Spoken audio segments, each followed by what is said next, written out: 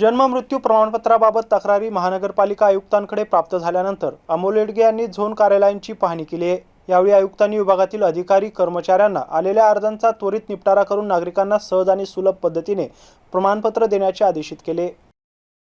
Zone क्रमांक 7 आणि 3 मध्ये अनेक अर्ज महिन्यांपासून पडून असल्याचं दिसून आलंय। यामुळे झोन क्रमांक 3 जकात नाका येथील एका महिला कर्मचाऱ्यावर थेट निलंबनाची कारवाई होणार असल्याची चर्चा महानगरपालिकेत सुरू होती। सायंकाळी उशिरा जन्ममृत्यू विभागाच्या वतीने झोन क्रमांक 3 मध्ये जाऊन आढावा घेऊन विभाग प्रमुखांच्याकडे सादर करणार होते। यानंतर कारवाई करायची की नाही हे ठरणार होते, अशी माहिती सूत्रांनी दिली आहे। जन्ममृत्यू विभागाच्या अनेक दिवसांपासून तक्रारी नागरिक आणि पदाधिकारी करत होते। कर्मचारी आपल्या मर्जीने कारभार चालवत असल्याने नागरिक त्रस्त झाले होते, तर एकच आयडी झोन कार्यालयात असल्याने जन्म मृत्यूचे साईट स्थळाचे सतत खंडित प्रक्रिया प्रमाणपत्र देण्यात विलंब होत असल्याचं आणि अनेक तांत्रिक कारणांमुळे नागरिकांना त्वरित प्रमाणपत्र देण्यामध्ये अडचण येत असल्याचंही काही कर्मचाऱ्यांनी सांगितलं आहे। या तक्रारींच्या अनुषंगाने महानगरपालिका आयुक्त अमोल येडगे यांनी पाहणी करून संबंधित अधिकारी आणि कर्मचाऱ्यांना प्रमाणपत्र लवकरात लवकर वितरित करून नागरिकांना सुविधा जलद द्याव्या अशा सूचना केल्या आहे।